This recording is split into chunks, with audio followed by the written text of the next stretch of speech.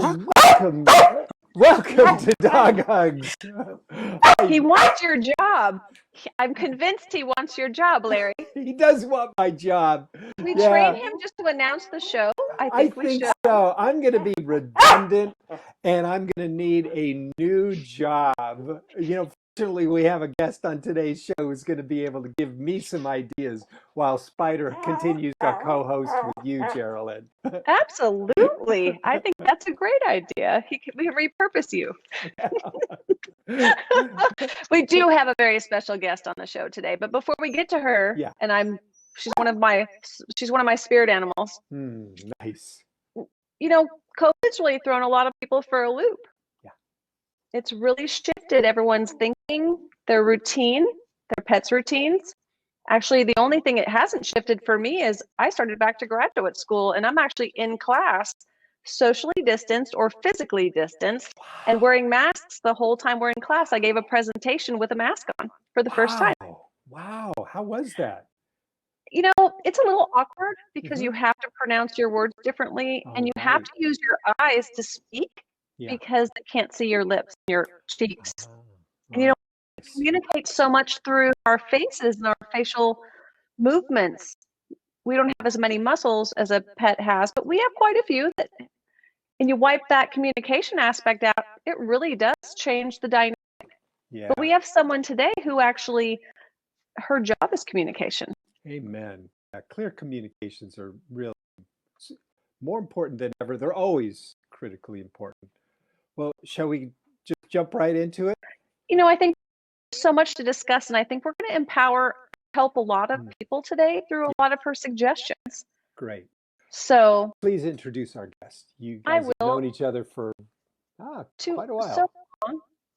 So long. She's been in the industry in the PR industry for 20 years. Well, about 19. I don't want to age her that much.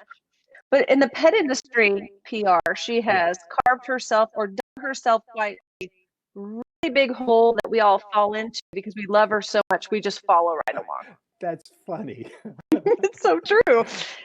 So we're going to welcome to our wonderful show this amazing woman who has built not only a pet PR empire, but an incredible family. And she is the principal and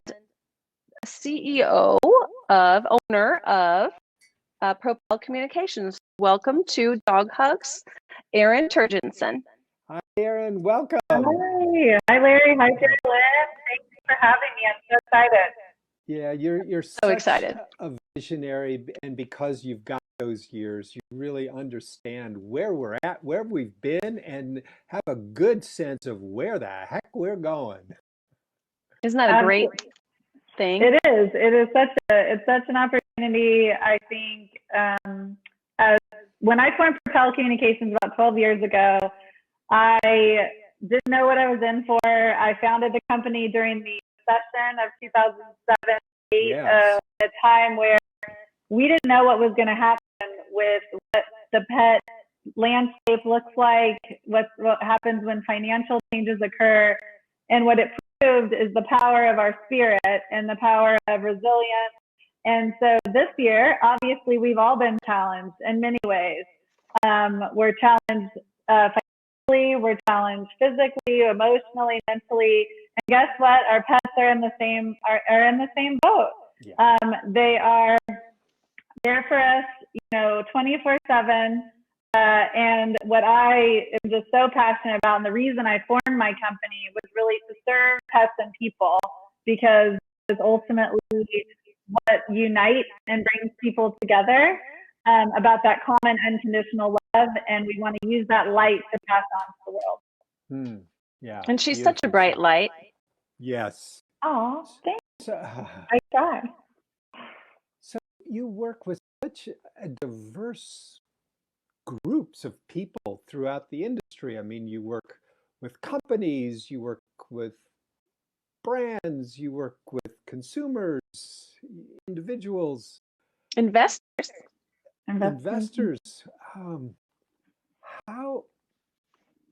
How do you see where we've been, and can you give us an insight on where we are? Absolutely. I think one piece that I tend to always go back to. Sometimes it's good when there's so many things going on in the world and in your own day to day. Take a step back and look at your life from the top. Like say you're on the ceiling, kind of looking down at your life and what's going on. Okay. I love that perspective because we get so caught up, right, in our every moment.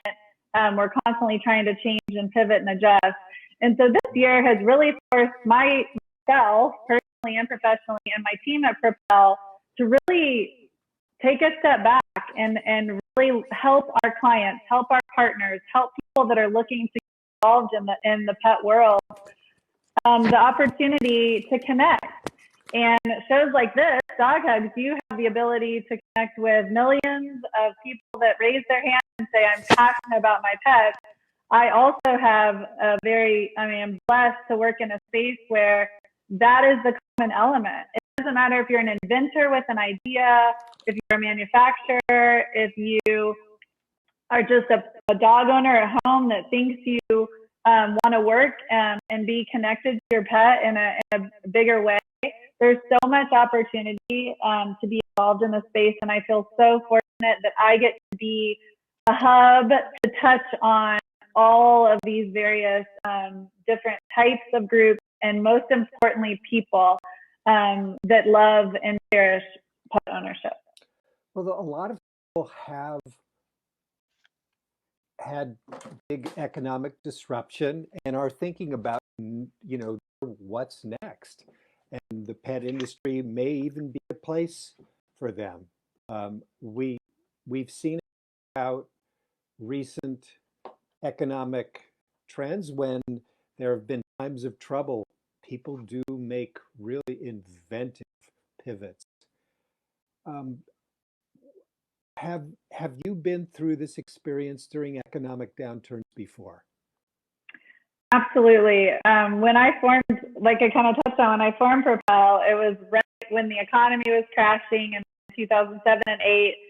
My entire family thought I was nuts. This was not a time to be going after marketing and PR in a time where companies were slashing their entire marketing, advertising budgets, making, big time decisions. It was also, digital and social media were exploding at that time. So they weren't defined yet. Yes, exactly. Right. So I think companies are trying to figure out, wait a minute, how do we get the message out? How do we connect with people that are, opting in to be connected to us? What do we offer them? How do we use this channel? So I saw such an opportunity from an education perspective.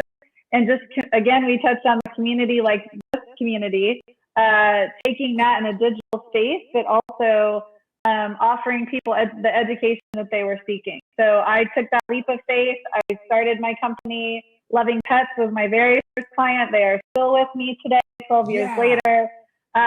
Super passionate about great people, loyalty, growing with people, changing with people. It truly does become family. So I think that, one thing you can always count on is resilience, and if you're flexible and you're willing to just jump into any situation and jump in with an open heart and open mind and really try to solve problems. There's so many aspects of just working and being connected with the people that love pets that I'm grateful for every day. I love hearing that. It kind of dates our starting up this show. Geraldine and I had other things on our plate, and when COVID hit, I started up the show on March 25th, in part just to keep me out of mischief, and then Geraldine, you joined me like a week later, and here we are. Well, it was my birthday. I was like your third or fourth or seventh guest or something like that, and we just had such a huge number of eyeballs watching us. You were like, you know what, Geraldine, there's a lot of eyeballs watching you. Will you co-host with me? I'm like, absolutely. Yeah. I think it's an amazing place to communicate with people a positive message when things are look so grim for so many people, and we've all been through so much. We know there's an answer. We wanted to inspire, and if nothing else, we want to help save their pet, keep their attitudes in a really good place so their pet can just kind of coast until we get them to the next step, because there is a huge next step coming for so many people. Yeah, yeah, yeah, and I think all of us have these concerns that could paralyze us, and instead is to walk through that gate of fear and into the what's next. You know, it's often said that um, courage, the definition of courage, is to feel the fear and walk forward anyhow, not stupidly or blindly, but carry it with you. But carry it with you, like Sure. on the tip of your sword, you know, being part of your weaponry as you go into battle, if you like that metaphor. You know, I've lived Absolutely. through fear. I've helped a lot of vets live through fear and Yeah. learn to carry it with them and not drop it, but not react to it the way they used to. And fear gets really boring after a while because you get bored of being Nice. held back. So at one point you go, this isn't fun. I'm going to put that in my backpack instead of carrying it right in front of my face. And so I know there have been times when I've had to push through fear, especially in 2008 and 9 when things weren't so great, especially in Las Vegas. And Erin was such a great coach for me. She's like, you don't see what I see, and what I see is amazing. And I'm here today partly because of her. She was the wind in, underneath my wings as I was going through many of the flavors of life. Wow. Bravo to So you, Geraldine and Erin. Thank you for making a difference in my co-host's life. Oh yeah, I absolutely. carry her with think me that you need, everywhere. I mean, I think people need connection. I mean, that's one thing that without a doubt, no one can deny, whether you're introvert, extrovert, whatever your profile is, you know, the power of whether it's in person or virtual connection and surrounding yourself with people that support you unconditionally, that always have your back, that make you better, make yourself better. Nice. And they can't make you better. They can help you make yourself your best self. And those are the people that, you know, I try really hard to surround myself with. And it doesn't mean that they're just yes people. You have to appreciate the people that are willing to say this business deal is not going to happen, or and here's why, or I don't think you're thinking about this maybe in the perfect ways. What about this? And really challenge you to think and evolve and embrace that scary, embrace that fear, and reiterate the belief in yourself. Because I think we are so strong, we are so resilient, and if we are willing to just block out the noise for 2 seconds so that we can believe in ourselves and take that first step. And it's a big reason I named my company Propel. Propel was formed because I wanted to step forward. I wanted to keep taking one day at a time, one step at a time, to build a network and to build a whole collection of people that raise their hands and embrace the importance of taking steps forward for change. Is passion an important component of that formula? I think it has to be. I mean, my heart breaks when I see people doing things that they feel are beneath them or below them. I think it's important to remind them that you can shine in whatever environment you're in. So it doesn't matter what you do to your neighbor, to your family, to your employer. Be the best that you can be, and be the light. Be something that passes on the energy and challenges other people around you to take notice. And I guarantee you, it works. It's a definite plus. So if there were a piece of advice you could give to somebody right now who's maybe lost their job, or maybe who's furloughed, hours are cut, and they have a little free time and they have a pet, is there some kind of piece of advice you could give for helping spark positive energy in them, say through social media?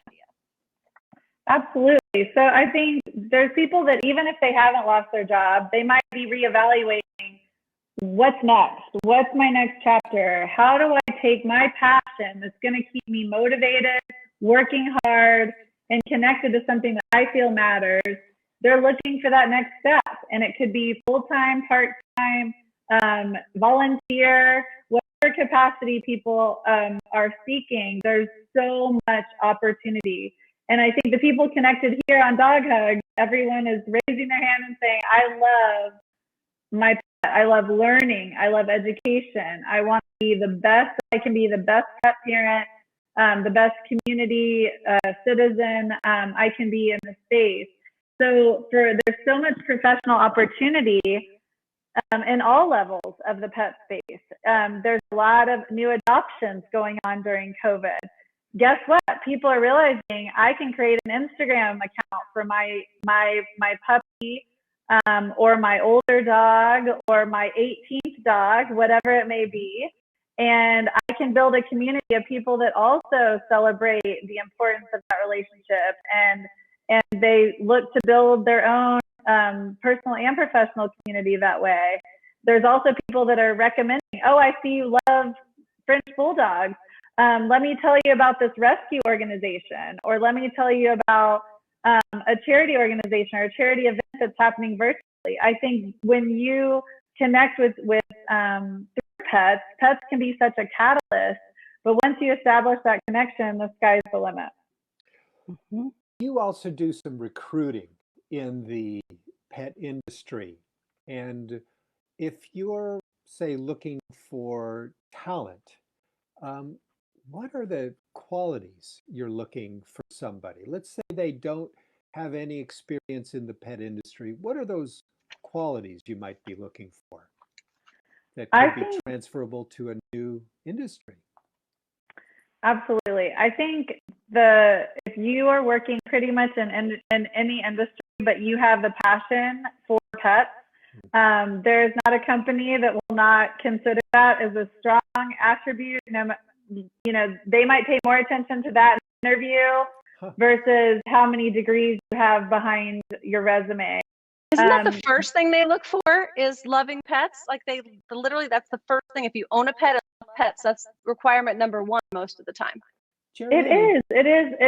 It's definitely common element, because at the end of the day, your motivation is there. You don't have to train of what it means to, you don't even have to own a pet. You have to just care and be willing to embrace that unconditional love and that relationship that is like no other, that a dog, in my not humble opinion, gives you, and you are able to reciprocate in a way that makes it such a powerful relationship. So I think when you're looking for opportunities, look at what you love in your life. Look at what you're already doing. You probably are already doing a lot of things that tell you what you love, what you're good at. And so start there. Don't try to retrofit you to a position or a company. Look for opportunities that embrace your own personal passions and strengths. You could be an accounting. You could, take something that you might think, oh, I need to work in this big corporate environment. Well, even a startup company, even an entrepreneur needs a contract accountant, needs financial guidance, needs planning, up to, big corporations. So there's no restriction. Just because I might be in a field that I think I have limited opportunity, I could never work with pets. Businesses are exploding, and people are going out on their own and, figuring out what's next for me. And that could be an individual opportunity that I create for myself. That's beautiful. I love how you said what you said, Erin. I'm sorry. Go ahead, Larry. Yeah, I was going to ask you, Geraldine. You have interviewed people for your own company, and is their love of pets something that you need to get right away in the interview? Most people are forthcoming and tell me the minute that they apply that they're a pet lover. So I have not had very many that have said, "Oh no, I'm allergic to cats," or I don't like dogs. I've not had anyone say that. They're going to scream Our name themselves. screams. Yes, our name screams pet company. So most people are walking in the door already loving pets, pulling out their phone to show us pictures as they come in to interview. And that's cool in an interview. It is, of course. Nice. But no, really we've had cool. very few that have not had pets. But we don't discriminate. Don't take that wrong. I'm not going to not hire you just because you don't have a dog or a cat. Yep. I work with a lot of people that they say, I can't have a pet because of X, Y, Z factors. And I applaud them for that, because taking on the responsibility of a pet needs to be when you are at the right time to commit to that 24/7, 365 18, 19, 20-year responsibility. Exactly. And so I embrace, I say it's good that you're waiting. It's good that you have thought about it. It's good that you're taking the right time to add that extra, person to your family that will forever be there. And so I definitely, that's not a deal breaker if someone doesn't have pets, but I also like hearing if they're of any age, wherever they're from, whatever environment they're in, they embrace the right time, that they're waiting for the right reason. I can relate to that. When my golden retriever passed away at age 15 and a half, Higgins, I was not ready to, take on a new animal. And he ended up inspiring this book here, Life's a Bark, What Dogs Teach Us About Life and Love. He taught me a lot about life. And so I've started volunteering at shelter so I can get my doggy fix, Yes. And then 100%. that's where I met this guy. Who's out like a light. Oh, he's awoken from Yeah, he heard his name. He's ready. He's ready. And like, for instance, we have 3 dogs right now. Yes. Unfortunately, we will be losing one of them in the next year. He's sorry. He's aging. He's my grumpy old man. Yeah. But we can't have a cat right now. And who doesn't want a cat more than Jerry Lynn? Right. Exactly. I know. But responsibly, product company. Right. I mean, I'm doing cat products every day. But I have to wait because my youngest stepson is deathly allergic. I've got to let his immune system catch up. He's had peanut allergy, wheat, gluten, soy, dairy. Like, he's allergic to everything. I think he's allergic to air some days. However, we're waiting until his immune system catches up a little bit. And, you guys know I have a bit of allergy. Having a cat around helps me combat my allergy by building up my own antibodies. So I suffer not having one. However, I'll suffer with some medicine once we fetch one, once my stepson gets a couple more notches on his belt. Yeah. Mm-hmm. Absolutely. And so so it means Geraldine can be in a pet product company. I can, work with videos at a shelter to help dogs get adopted. And I do visit the cats. I do visit the cats at the shelter. Nice. They're so cute. That must feel good. Yeah. I know the issue of sustainability is very important to you, Erin, and we're probably going to do a whole nother show on sustainability in the pet industry. Definitely. Let's give folks a little top line on what that means. What does sustainability means? Yes, absolutely. So I'm thankful to work with a great arsenal of leaders, companies that I have had personal connections to, or just people that have been introduced to me that share a passion for not just American practices, but also global commitment to our planet. So looking for companies that have a bigger mission behind their product, I think is really important to any pet parent when they're trying to make a decision about what's best.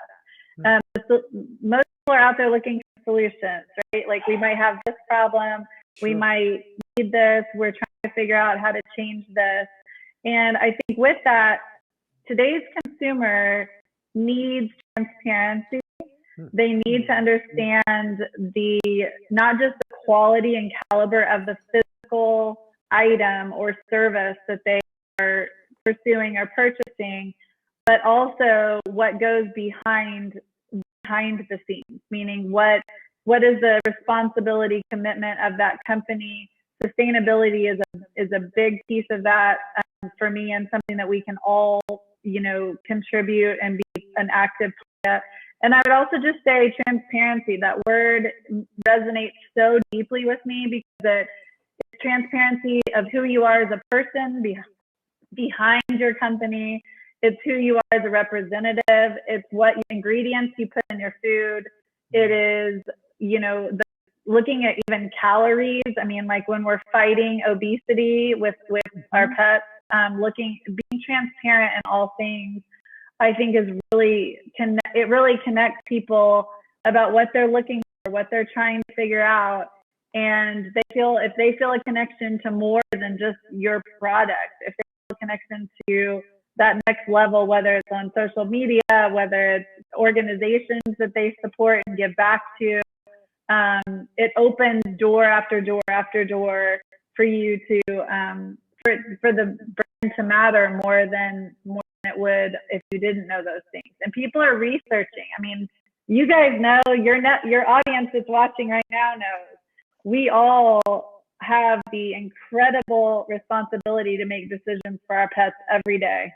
Every day, how they exercise, what they eat, who we put our pets around socially, what environments, everything is our decision. And it's an incredible responsibility. And I think transparency really does matter. You're in a fortunate place, Erin, in the pet industry that you can kind of pick and choose who you want to work with and, don't have as clients. You can sniff around a little first. Yeah. So when clients are, say, pitching them to you, or they're seeking you out, you're probably interviewing them about issues that you care about. I think it's so important because I know we're going to put our blood, sweat, and tears, not to be too dramatic, but, my mind is racing 24 hours a day of like, how can we do this better? How can we help more people? How can we help more pets?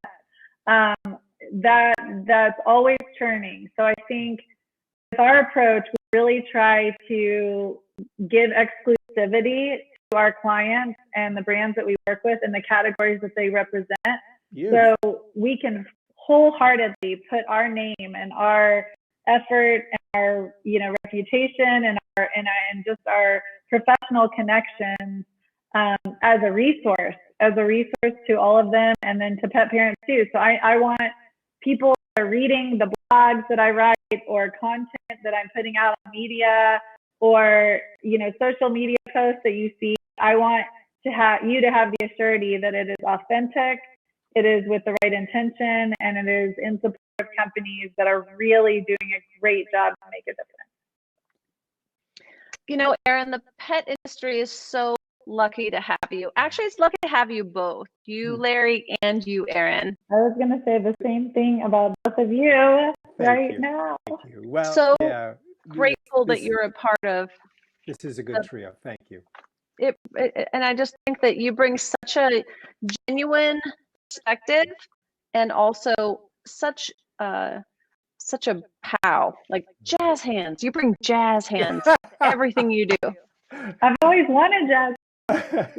You can now have that as a testimonial quote, Erin. I gotta teach my dog to do that. I gotta teach Paula to do jazz hands. So go back to my social media from this morning, and I taught my border collie Minnie Aussie to sit back and do jazz paws, and you'll see you'll see it today.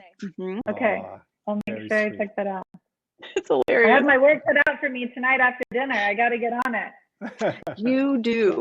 You absolutely do. No, I'm so grateful for both of you, and just building a connection, building bridges, building things that bring people together instead of tear us apart. I wholeheartedly believe that is everything that will solidify our future, our resilience, our connection, and taking our steps to keep moving forward with light. Be the light. So I appreciate both of you doing that for our community. Thank you. You're welcome. Thanks, E. Back to you. Thank you. Shelter shout out. As you know, Erin, this show loves supporting shelters, rescue organizations, animal welfare organizations. Who's on your mind? Who's on your heart today? Well, I did a local pick who called Lucky Dog Rescue based in Arizona, where I live. And they're an incredible organization. Dee is their founder and president. That woman works 24 hours a day, 7 days a week, 365. I don't know how she does it.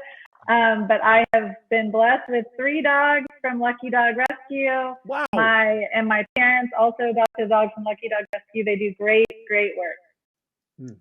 Beautiful. Fantastic. And I've met 2 of those 3.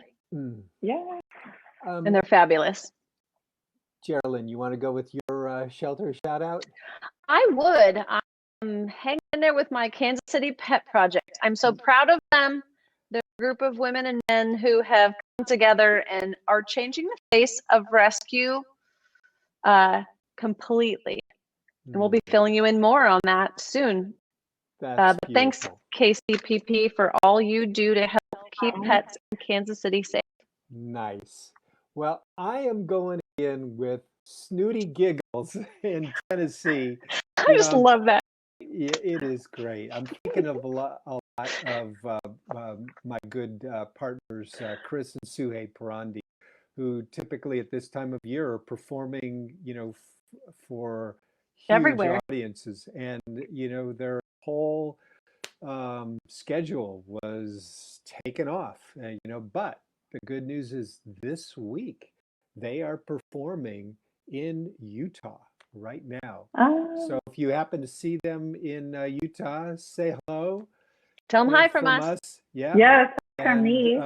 And yes, and unfortunately, their dog, one of their dogs who was adopted from Snooty Giggles out of Tennessee, Coda, who is big. You know what? I'm just gonna go get a picture of Coda here. Yeah, he's actually Coda's recovering from surgery. Big Air Coda. Cody's doing well. Yeah, had an operation, is doing well. You can follow him on social. In our book, the Big Book of Tricks for the Best Dog Ever, look who opens up the book. Oh, Coda. my goodness. There we go. That's Big so Air happy. Coda right there. Yeah, but phenomenal performer. And so he'll be coming back soon. So thinking of you, Coda. The reason I laugh about Snooty Giggles is when I giggle, sometimes I snort. So it's a legitimate, that reminds me. Yeah, it happens. Yeah. Erin's watched me snort giggle before. So, but you know what? That means that you are really releasing all those positive endorphins, and and really enjoying life. Right on. We all need to laugh every day. I look at my human children, and I see how much they laugh every single day. And I think, when did I laugh today? What really, make sure you laugh every day. Like, don't take everything so seriously. Just embrace humor. It's so important for us. And I think as adults, we sometimes can lose that. So you just have to surround yourself with people that really make you smile. Oh, that's beautiful. It's a must. Erin, as you know, this show is really all about gratitude and blessing. And you are somebody who occurs to me as somebody who's just so filled with that kind of spirit. Is there somebody in your life or in the world today who is on your heart or your mind to give some gratitude or blessing to? Yes, absolutely. So I have to go with my fiance, Jesse. I can't imagine, like, my life changed in many different directions that I never really saw coming. You think you're kind of on a path, and so many things happen that make you veer left, right.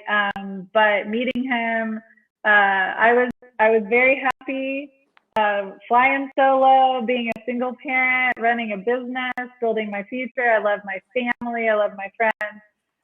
But finding his partnership and just the fact that he provides me such a strong support base, and just like we said earlier in the show, somebody that lets you be you and celebrates you. And because of that support, you are able to be your best self. So I feel incredibly blessed to have met him and to have committed our future together. And I'm really, really blessed. And he also is the kind of guy that when I show him a picture of two dogs that get thrown out of a car window, that I said, guess what? We're calling that number because, and he's like all in. Those dogs are at our house in 30 minutes. So I'm like, yes, yes, yes. Wow. So that's just an example. But I'm so grateful to have a partner and just somebody that loves me like my dogs love me. That's beautiful, Erin. Yes. He's a keeper. I've been lucky enough to meet him. Ah, beautiful. So I concur. Grateful every day, and I'm grateful for both of you. It's so important to just end your day, end your morning, end your lunch with a moment of just really looking around. You know, so grateful for our health, for our beautiful life that we get to live, and the people and pets that touch our heart. Beautiful. Yes. Geraldine, is there somebody you're thinking of for some gratitude today? I am so grateful for Erin sitting right here next to me on the video screen. She has been my rock through some of probably the toughest years of my life, because remember, I blazed a trail. How many people were actually out there training dogs in people's homes, especially in Las Vegas, back in the day when I was doing this? And I used to call her and say, why am I doing this? I had a horrible day, and the dog peed on my bag. And, you know, he chewed their shoes, and I can't stop this. I can't change them. And she'd say, Geraldine, breathe. You got this. You're not creating anything new. You're just bringing in something into your moment that shouldn't be there. And she'd always help set me straight through some of those years that weren't the easiest. So I'm so grateful for her and her light, her energy, and her friendship, professional and mostly personal. I mean, I love the professional part, but I'm so glad we became personal friends right away. So beautiful. Thank you, Erin. Yeah, thank you. The best. Thank you so You're just much. the best. Yeah. Thank you. Well, who's on my heart today? Larry, you're next. Larry. Yeah, I'm thinking of my parents right now, and they remind me to laugh. Erin, you know, you described qualities like resilience and passion and just going forward with your vision and your dream. And they've always supported that in me, no matter how wacky it is. And That's unconditional love.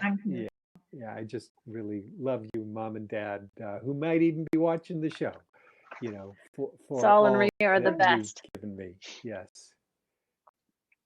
So we concur with that one as well. Yeah. Absolutely. Well, we thank you so much for being with us today. Even this guy here thanks you. We bored him to death, Yeah. obviously. We bored him to sleep. Once he found out that he didn't have more cameos, I think he was asleep. That's true. Yeah. He's on his perch and he's sticking to it. Yes, he is. Yeah. Well, thank you so much again for letting me join this incredible network and just being able to share and talk openly with the two of you. And thank you for all the work that you're doing for our pets and our planet and just the people that love them. So thank you. We're honored to have you here with us today. Yes. So thank you. Yes, you're welcome. And thank you for making a difference, Erin. And folks, thank you so much for tuning in. We love having you be part of this show. And we always love having you here, and make sure you send us questions anytime. We are always here to answer your questions. We're here for you. We'll see you. See you next time.